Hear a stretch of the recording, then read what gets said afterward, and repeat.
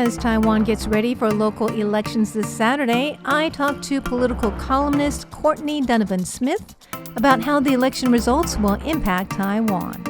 And we also take a look at the quirkier side of Taiwanese elections, like singing for votes and much more. This is Taiwan Insider.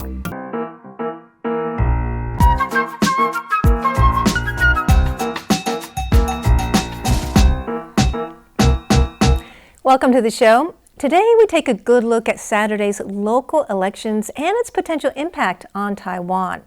But first, let's get a taste of Taiwan's quirky election culture. Some candidates will do anything to get attention. It's not every day that political campaigns and karaoke come together. But on Monday night, Tainan mayor candidate Wen-je held a fundraising event that attracted a large crowd. Other KMT politicians throughout Taiwan also came to perform on stage. Taipei City Councilor Xu Xiaoxin sang and danced to the song Love You. Since Xu is an opposition party member, some supporters taunted ruling party lawmaker Gao Jiayu, saying Xu was the better singer. But Gao decided to set the record straight. She told reporters Xu did a good job, but that she herself was the better performer. Later, Gao did her own impromptu rendition of the song, trying to prove her point, and continued singing as she went through traditional markets to interact with voters. There's still debate over which politician is the better performer, but the definitive results of Taiwan's elections are only days away. Yes, Taiwan will be voting for new mayors, city councilors, and local leaders on Saturday.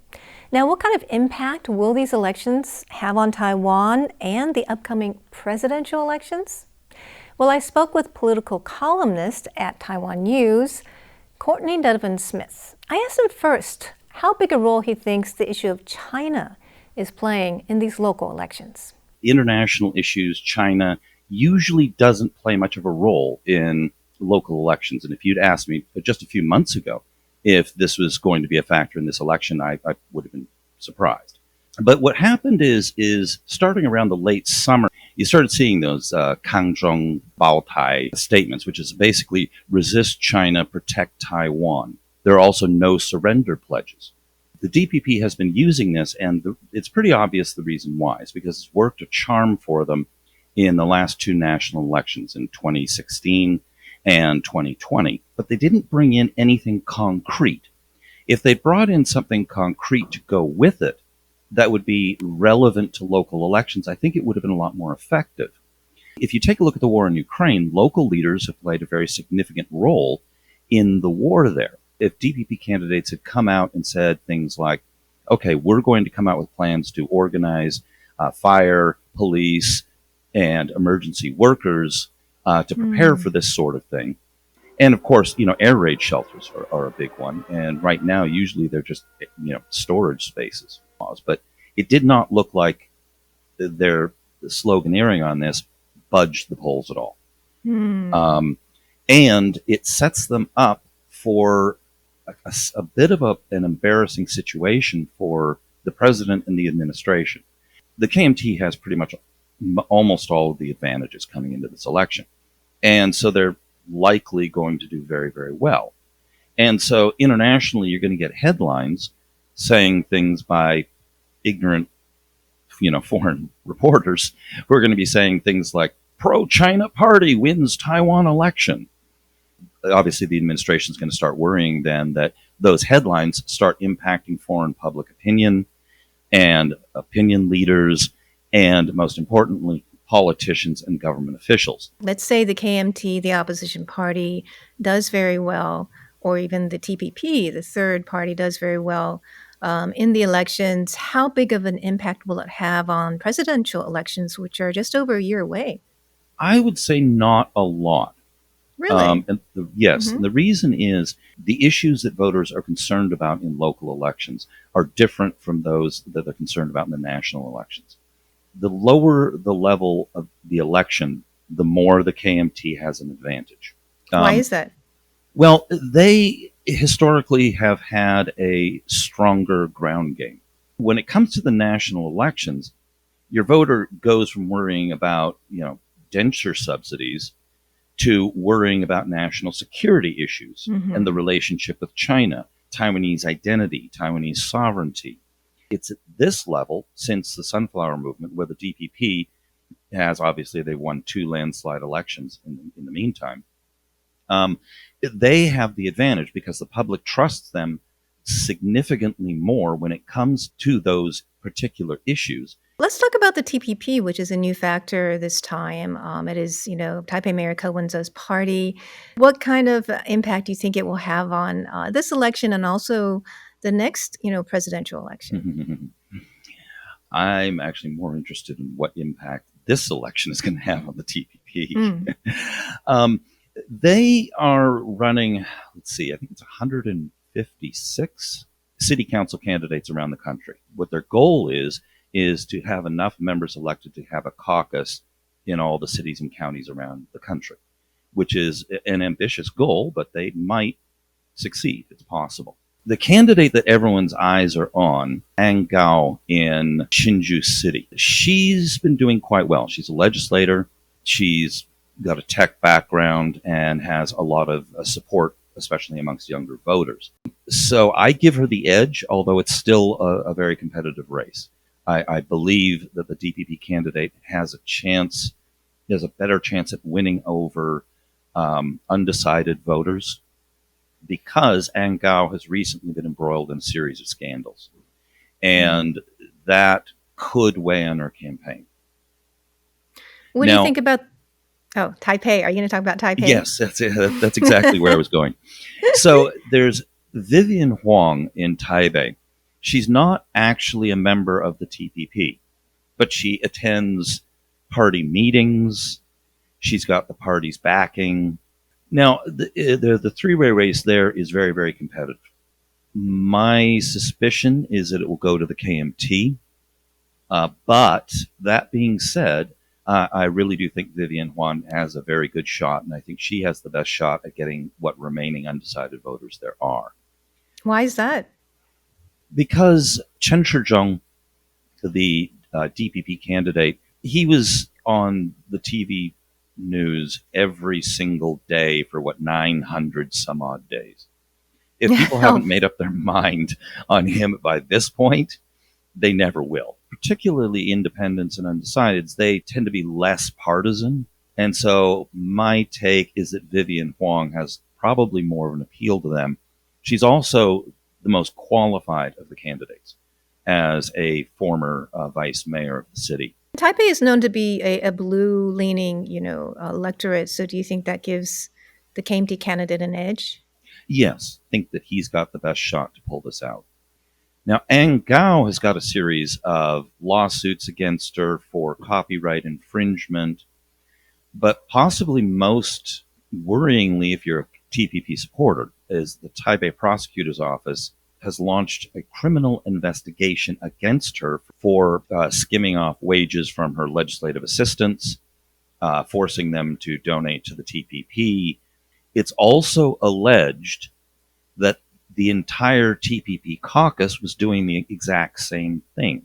At this point, they're just allegations. If they turn out to be true and she is convicted and the entire legislative caucus of the TPP is also, that basically leaves the party with Ko Wen-je. And then they run a situation of becoming a one-man band. This Hsinchu city election is potentially existential for the party. If his party does terribly, do you think that will affect whether he will run for president?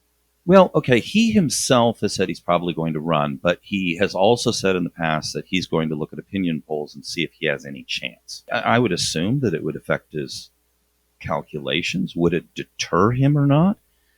He's got a, how should I put this, strong self-image.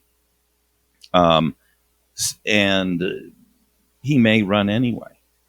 So how big of an impact do you think the local elections, let's summarize, will have on the presidential elections? Like I say, I don't really think that much. Okay. We had that big blue wave in 2018 where the KMT won in a landslide.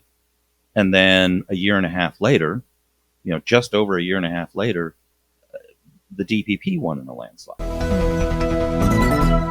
A hot topic about the elections this week has been whether people with COVID can vote. If you got COVID this week, you're out of luck. Political candidates across Taiwan are racing to win over more support before Saturday's elections. But even some of the candidates' most loyal supporters may not be allowed to vote this year. Taiwan's current COVID-19 policy is that people with confirmed cases need to quarantine for at least 5 days, starting from the day after they test positive. That means anyone who gets COVID-19 between Monday and Saturday cannot go out and vote. If people break that rule, they could be fined up to 2 million NT dollars, around 64,000 US dollars. One woman says she agrees with the policy because people with COVID-19 could spread the disease to other voters and their families. Another person says there should be a way for confirmed cases to send in their ballots remotely. Otherwise, it's possible that many people could lose their right to vote. Hepatologist Wen-je says he thinks this decision is taking away people's basic rights and is a constitutional crisis. But Health Minister Xue Ruiyuan says the Constitution says the government can enforce this kind of policy to maintain public order and safety. But Chen believes the government should find a way for confirmed cases to safely vote by wearing special protective clothing or voting through video calls with official personnel. Others say some people may simply not report their COVID cases so they can still vote in the elections. With the government resolute in its decision, predictions say up to 70,000 eligible voters will be unable to cast their ballots. Not being able to vote because you have COVID is pretty strange, but possibly not as strange as the kind of support one candidate in central Taiwan's Miaoli is getting. Candidates in Taiwan's rural Miaoli County are hitting the streets from early morning despite the rain. With only days until the local elections, independent candidate for County Magistrate Donovon doesn't want to lose time and eats breakfast on the go. But this isn't what makes the Miaoli race unique. It's the candidates. Donovon is running as an independent after Taiwan's second largest party, the KMT, revoked his membership. He is slightly ahead of his main DPP rival, and that's despite Zhong's controversial past. He has a number of criminal convictions on his record. Those include participating in a murder, stabbing a person with a knife, committing criminal adultery, and associating with gangsters. Yet, he says people greet him warmly wherever he goes. His main rival is the DPP's Xu Dingzhen.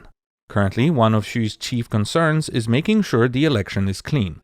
He wants prosecutors to stave off election bribery until the end of voting. He says the worst instances of corruption during the 2018 elections happened in places where prosecutors had left their posts the afternoon before voting started. Besides calling for clean elections, Xu is also asking voters to look into his rival's past. Miaoli County has a reputation for being the odd one out among all of Taiwan's regions. After looking at this year's elections, it's not hard to imagine why. And here are some of the other stories on our radar. The 2022 Asia-Pacific Economic Cooperation meeting in Thailand wrapped up on Saturday. APEC is an intergovernmental regional forum for 21 member economies. Taiwan's semiconductor giant TSMC founder Morris Chang represented the country. Chang conveyed a message from President Tsai Ing-wen and met with a number of world leaders, including Chinese President Xi Jinping. At a press conference on Monday, Chang said meeting Xi Jinping was a personal decision and that the interaction was very pleasant and polite. Taiwan's top pandemic official says global figures placing Taiwan third in the world in terms of COVID-19 fatalities are misleading. He says infection waves hit Taiwan later than other countries, so fatality rates are also delayed. Taiwan is now emerging from its latest outbreak, while the rest of the world is seeing lower numbers already. Pandemic authorities are also saying that if trends do not change, Taiwan will remove the requirement to wear masks outside in early December. Voters in Taiwan are going to the polls on Saturday. Ahead of the vote, Taiwan's Central Election Commission says eligible voters should refrain from wearing political clothing and adhere to pandemic prevention measures. Campaign merchandise, flags, and other accessories are also not allowed. Candidates are forbidden from holding rallies on the day of the vote. So how are you guys enjoying election season? Pretty interesting. So I actually have a question related to that for all of you. What do you think is like the quirkiest part of Taiwanese elections? Where do I begin? Well, the one that stuck out to me the most is the garbage parade. Now, I'm going to explain this. I didn't see that. Yeah, it might not make as much sense, but like in Taiwan, when you want to take out your trash, everybody has to go at a specific time to wait on the street. So when you think about it, if you're a politician and you're trying to get people to come out so you can find places where people are so you can talk to them and interact with them, waiting for the garbage truck to come is perfect timing. Yeah. So for me, it's like the weirdest thing to see the garbage truck, the recycling truck, and then a truck with like politicians. He's either there, or she's either there, or their supporters, and there's a loud megaphone. And I'm just like, it smells so bad here. You're following the truck around everywhere, or the truck is following you. So. Or they're on foot, like following the truck. Actually, I have a small story related to that. That's interesting. I was taking out the trash like a week ago, and this was happening. There were two like borough president candidates there, and I remember they were going up to every person waiting to take out the trash and saying like, you know, like, "Bai tuo, like, please vote for me." Every person, one by one, looking them in the eye, please. And then they get to me, and their face goes from this to, and they immediately ignore me like I don't exist. You're not even get a free mask? Sometimes they'll give me a free mask. I didn't exist to them because I'm a foreigner, and they know I can't vote. So. Well, you could be one of those. I don't think gold card foreigners can vote No, either. of course not. No, I don't know, but I've also had people pester me about like who I should be voting for, and I'm like, you're wasting your time on me over here. Can't help you here. Yeah. So actually, the part for me that is quirky is super noisy, and so I'm getting really annoyed these days because all during the day, from like 8 a.m. to I don't know what time at night, like I think at 8 they have to stop, 9, seems like they never stop. Yeah. You are hearing they call them like the propaganda cars, the 宣传车, which is going around the neighborhood, sometimes scooters, bicycles, right? And they are just on megaphones saying like, vote for me, number 17, number 24, vote for me. And it's just like in your ear all the time. And yeah, U.S. elections are just not like that. A lot more peaceful. Well, yeah. Quiet. A lot more quiet. Yeah. Well, also, this is something you won't see in U.S. elections is frozen garlic. Oh, yeah, that's true. I think if you hand a candidate frozen garlic, they're going to like smile and be happy. Wait, what? I've never heard about this. You know because why? it means 当选. It means like to be elected. 当选 in Taiwanese. Taiwanese. And I think it's just funny, quirky that almost every occasion Taiwanese believe in the homonym. If it sounds like what you want to happen, then they believe it's going to happen. Like 8 means fa, like you get rich, you know, or like yu means a lot, abundance. So you eat a lot of fish, you know, during Chinese New Year. And during the elections, you're supposed to like give them garlic for good luck. Have you seen people doing that? Well, they do it on TV and stuff. Oh, really? Yeah. Really? I thought like people just see them in the street and be like, I got some frozen garlic. I'll bring you here. No. Yeah, okay. It's fresh out the freezer. I've been waiting. Yeah. Exactly. So those are a lot of quirky things about Taiwan elections. Yeah, I think that the cool part is that the elections here are, there's so many positions and some of them are like ultra local, like just your neighborhood has someone who is running to like be the borough president. And because of that, like they're personal in a way that I think most U.S. elections just are not. So I think that's a very that's true. cool source of the quirks. Shake your hand. Yeah. Around this time. I feel like I've never met anyone in the U.S. that's like running for any local position. Like I've never personally interacted with them. And somehow when I'm in Taipei, I've like met every single person that's running for any borough position. That's what I feel like. So it's very exciting this time of year, and we'll find out what happens Saturday. Yeah, very soon. We will let you know. And well, thanks for tuning in to Taiwan Insider. I'm Natalie So. I'm Emma Banak. And I'm Imar Waxman. And do subscribe and follow. We'd love to hear from you as well. Leave a comment below. Yeah, we're on Facebook, we're on Twitter, so you can interact with us on those social media platforms. And you can catch all our content on YouTube and on our website. That's right. We'll see you next time. Bye.